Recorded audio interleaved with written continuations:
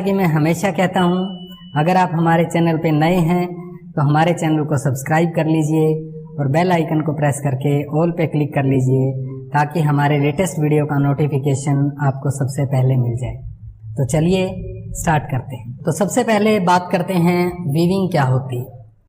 Weaving fabric बनाने की process को कहा जाता है जिसके अंदर दो सेट यार्न के आपस में इंटरलेसमेंट करते हैं।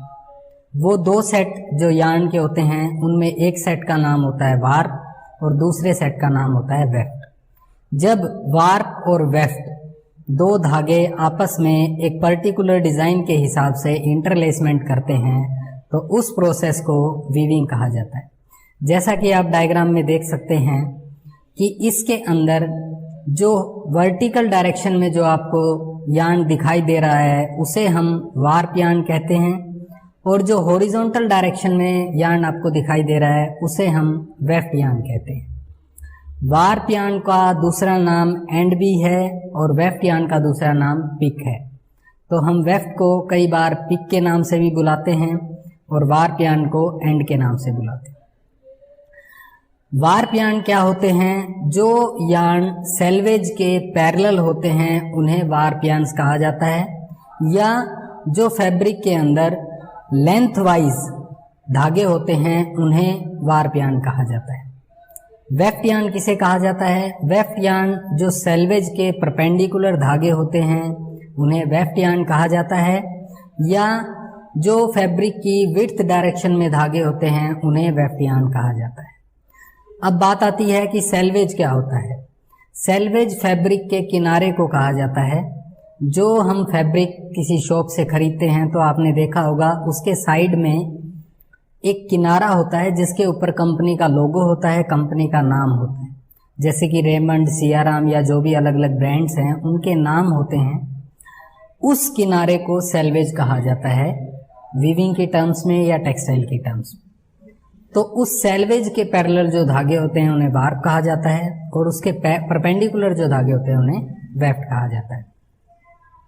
अब बात करते हैं कि फैब्रिक बनाने के लिए हमें जिस मशीन की ज़रूरत होती है उसे क्या कहते हैं।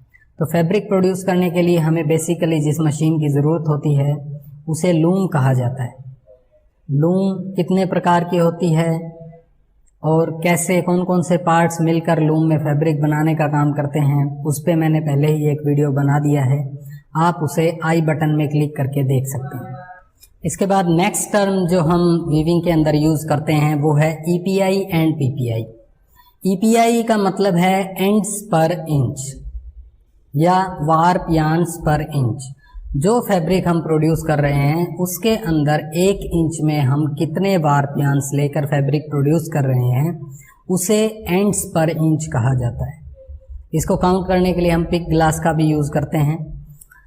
और PPI का मतलब है पिक्स पर इंच या वेफ्ट यार्न्स पर इंच। हमारा जो फैब्रिक हमने वीविंग में प्रोड्यूस किया है उसके अंदर कितनी पिक्स 1 इंच के अंदर हैं या कितने वेफ्ट यार्न्स 1 इंच के अंदर हैं उसे पिक्स पर इंच कहा जाता है। एंड्स पर इंच और पिक्स पर इंच हम फैब्रिक की रिक्वायरमेंट के हिसाब से प्रोड्यूस करते हैं। अलग अलग कस्टमर की अलग अलग रिक्वायरमेंट होती है, किसी को एंड्स पर इंच ज़्यादा चाहिए, किसी को कम चाहिए, उसके हिसाब से हमें फैब्रिक की EPI और PPI रखनी पड़ती है। उसके बाद नेक्स्ट टर्म है यार्न काउंट। यार्न काउंट क्या होता है? यार्न काउंट के 2 सिस्टम होते हैं, direct system, indirect system. Direct system में जैसे जैसे नंबर बढ़ेगा यार्न उतना ही कोर्सर कहलाएगा, मोटा होता जाएगा, और इनडायरेक्ट सिस्टम में जैसे जैसे यार्न का नंबर बढ़ेगा उतना ही यार्न फाइन होता चला जाएगा, पतला होता चला जाएगा। तो धागे की मोटाई या धागे की कितना पतला है उसको देखकर हम यार्न काउंट डिसाइड करते हैं। हमारे फैब्रिक के अंदर हमें फाइनर यार्न चाहिए या कोर्सर यार्न चाहिए वो हम डिसाइड करते हैं एंड यूज़ के हिसाब से, और उसके हिसाब से हम हमारे फैब्रिक के अंदर धागा यूज़ करते हैं।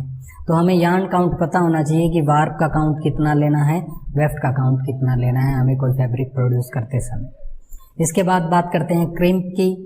क्रिम्प क्या है? जब हम वीविंग करते हैं तो वीविंग करते समय वार्प और वेफ्ट की इंटरलेसमेंट की वजह से यार्न के अंदर एक वेवीनेस आती है, जैसा डायग्राम में दिखाई दे रहा है। उस वेवीनेस को हम क्रिम्प कहते हैं।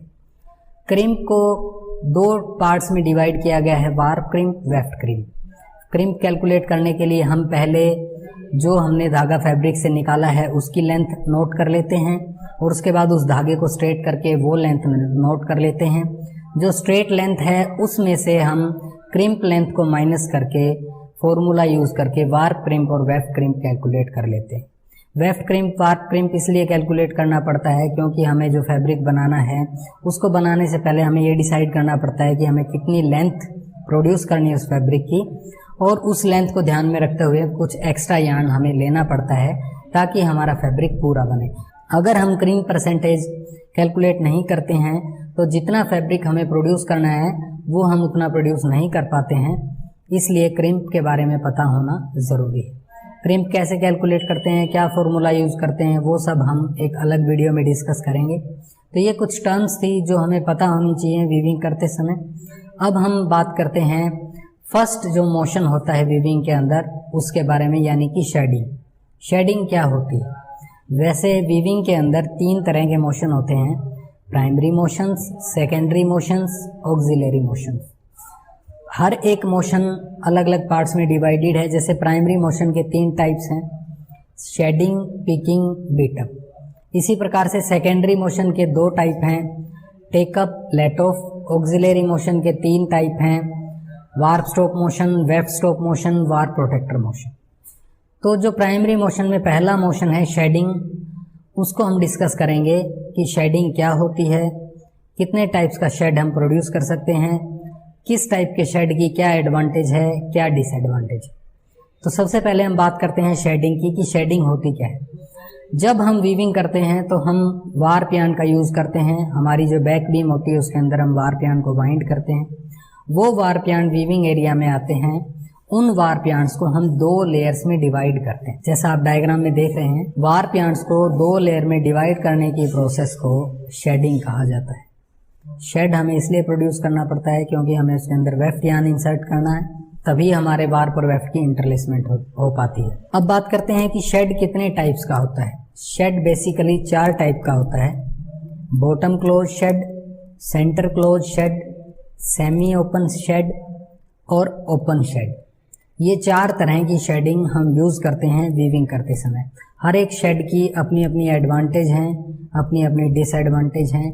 वो हम हमारी लूम के हिसाब से, जो फैब्रिक हमें प्रोड्यूस करना है उसके हिसाब से, या जो यार्न हम यूज़ कर रहे हैं उसके हिसाब से हम डिसाइड करते हैं कि किस लूम के अंदर हमें किस प्रकार की शेडिंग यूज़ करनी है।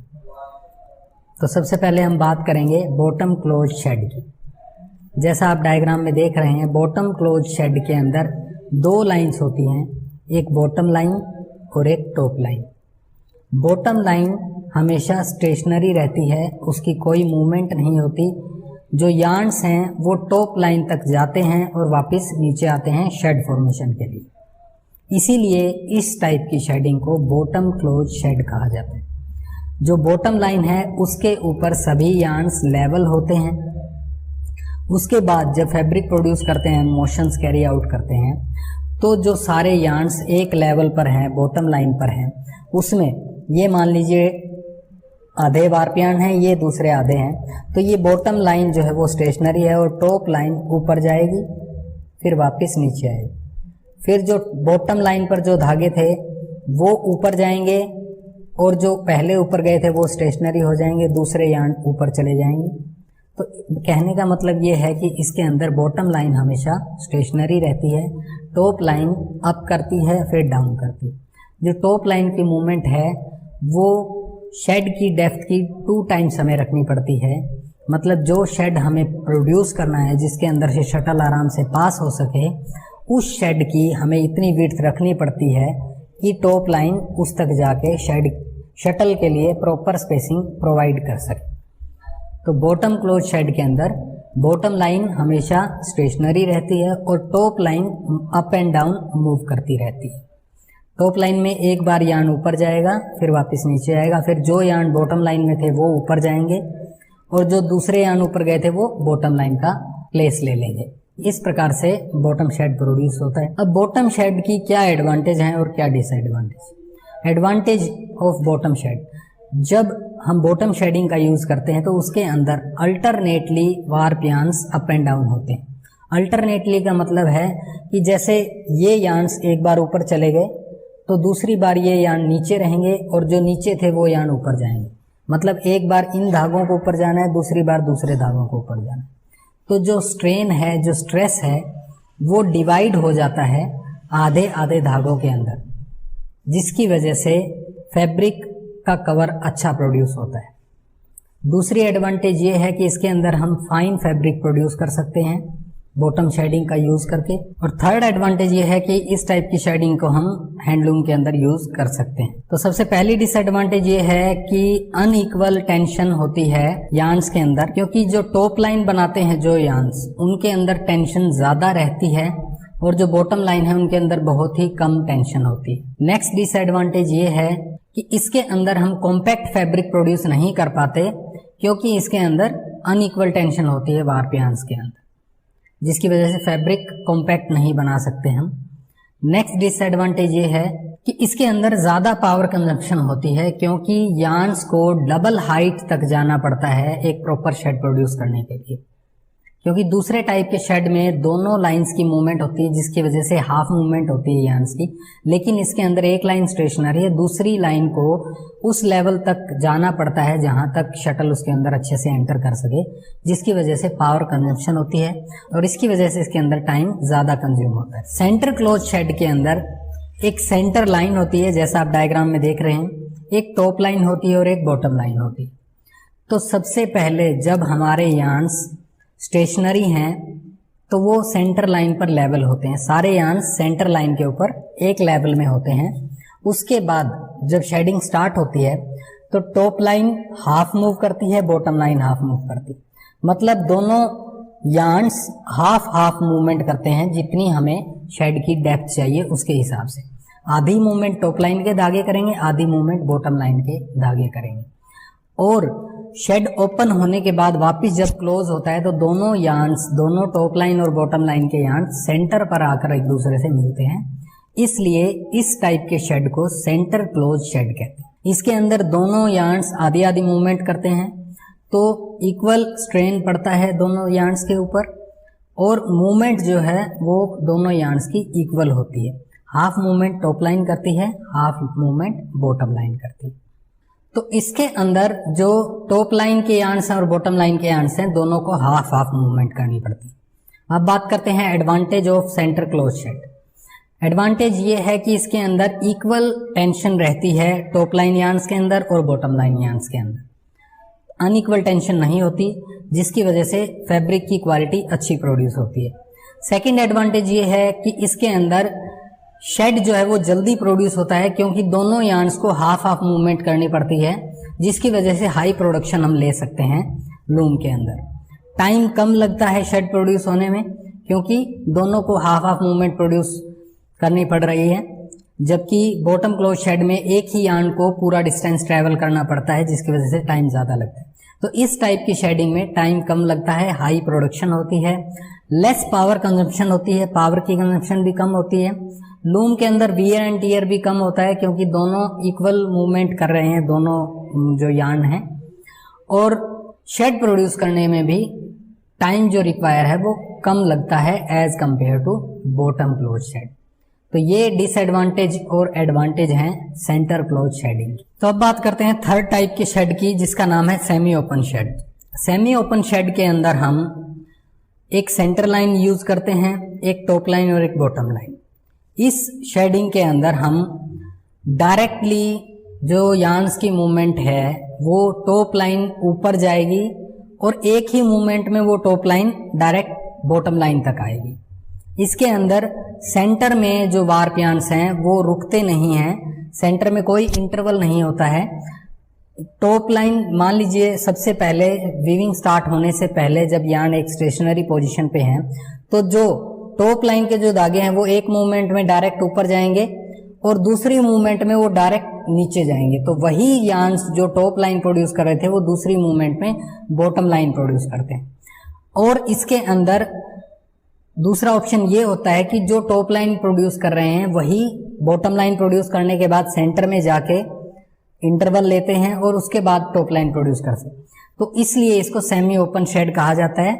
इसके अंदर ओपन शेड क्लोज शेड दोनों साइमल्टेनियसली बनते हैं, क्योंकि जब टॉप लाइन बिल्कुल ऊपर जा रही है और बॉटम लाइन बिल्कुल नीचे आ रही है तो हम उसको ओपन शेड बोलते हैं, और जब दोनों लाइंस एक दूसरे को टॉप से लेके बॉटम तक क्रॉस कर रही हैं तो उसको क्लोज शेड बोलते हैं। तो इसके अंदर जो टॉप लाइन की मूवमेंट है वो एक ही मूवमेंट में या तो डायरेक्ट बॉटम लाइन तक चली जा सकती है या उसको सेंटर में रोक के दोबारा टॉप में ले जाया जा सकता है। मतलब सबसे पहले हमारी टॉप लाइन प्रोड्यूस हुई, उसके बाद बॉटम लाइन बन गई, उसके बाद जब दोबारा टॉप लाइन बनी हम उसको सेंटर से वापस ले जा सकते हैं। जरूरी नहीं है कि हर एक मूवमेंट में जो टॉप लाइन है वो बॉटम तक जाएगी और बॉटम लाइन टॉप तक आएगी। हम सेंटर में रोक के दोबारा उसको टॉप लाइन प्रोड्यूस कर सकते हैं, इसलिए इस टाइप की शेडिंग को सेमी ओपन शेड कहा जाता है। अब बात करते हैं एडवांटेज और डिसएडवांटेज इस टाइप की शेडिंग की। तो एडवांटेज में सबसे पहली एडवांटेज है कि इसके अंदर टॉप लाइन और बॉटम लाइन यार्न्स के अंदर इक्वल स्ट्रेन होता है, दोनों के अंदर स्ट्रेन इक्वल रहता है, जिससे फैब्रिक की क्वालिटी अच्छी प्रोड्यूस होती है। इसके अंदर शेड प्रोड्यूस होने में टाइम कम लगता है, जिसकी वजह से प्रोडक्शन हाई होती है। हम इसके अंदर लूम की स्पीड हाई रख सकते हैं, क्योंकि दोनों यार्न मिलकर शेड प्रोड्यूस कर रहे हैं, इसलिए हम हाई स्पीड पे लूम को रन कर सकते हैं। इस टाइप की शेडिंग का यूज हम डोबी में, जैकार्ड में कर सकते हैं। इसके अंदर वियर एंड टियर और पावर कंजप्शन कम होता है, क्योंकि दोनों लाइन आपस में मूवमेंट करती हैं, जिसकी वजह से जो पार्ट्स हैं लूम के उनके अंदर वियर एंड टियर कम होता है। इस टाइप की शेडिंग का यूज हम फैंसी फैब्रिक को प्रोड्यूस करने के लिए करते हैं। इसके अलावा जो ब्रेकेज है वो इस टाइप की शेडिंग में कम होता है, क्योंकि दोनों यार्न्स के अंदर इक्वल स्ट्रेन है, अनइक्वल नहीं है। अनइक्वल स्ट्रेन होने पर यार्न ब्रेकेज के चांसेस ज़्यादा रहते हैं, जिसकी वजह से एफिशिएंसी डाउन हो जाती है। तो ये कुछ एडवांटेज हैं इस टाइप की शेडिंग की।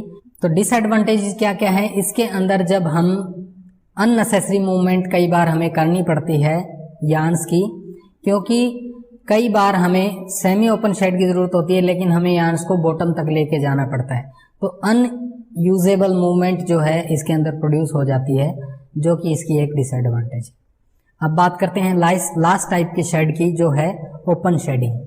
अब ओपन शेडिंग के अंदर दो लाइंस होती हैं, कोई सेंटर लाइन नहीं होती, जैसा कि पहले हमने दूसरे शेड्स में देखा। इसके अंदर एक टॉप लाइन होती है, एक बॉटम लाइन होती है।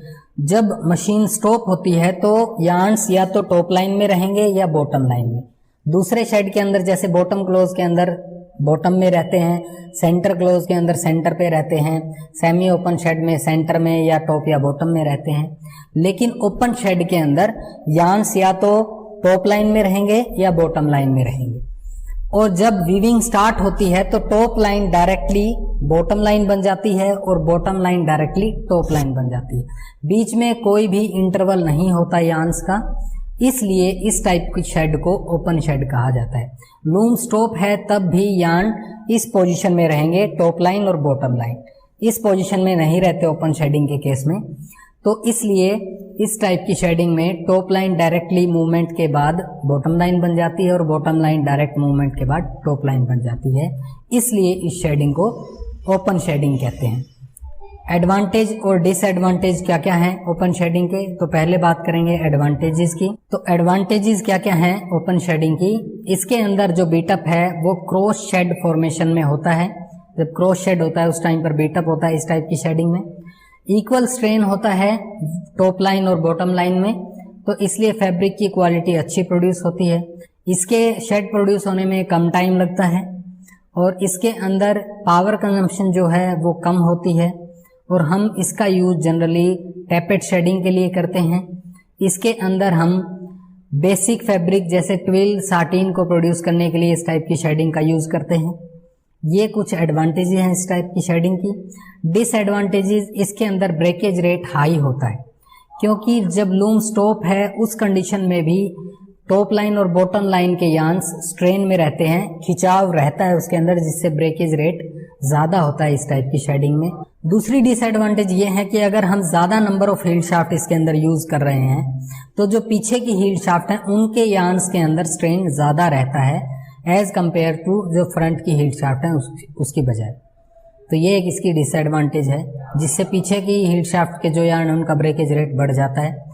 इस टाइप की शेडिंग में हमें एक लेवलिंग डिवाइस की ज़रूरत पड़ती है, जो हील्ड फ्रेम को एक लेवल में लाने के लिए हमें यूज़ करनी पड़ती है, जिसकी वजह से कॉस्ट बढ़ जाता है। तो ये कुछ डिसएडवांटेज थी इस टाइप की शेडिंग की। तो ये कुछ टाइप के शेड थे जो हम शेडिंग मोशन के अंदर यूज़ करते हैं, उनकी डिसएडवांटेज और एडवांटेजेस। आई होप आपको ये टॉपिक समझ में आया होगा। अगर आपको ये वीडियो समझ में आया, ये वीडियो आपको अच्छा लगा, तो इसे लाइक कीजिए, शेयर कीजिए, कमेंट कीजिए। Thank you so much for watching.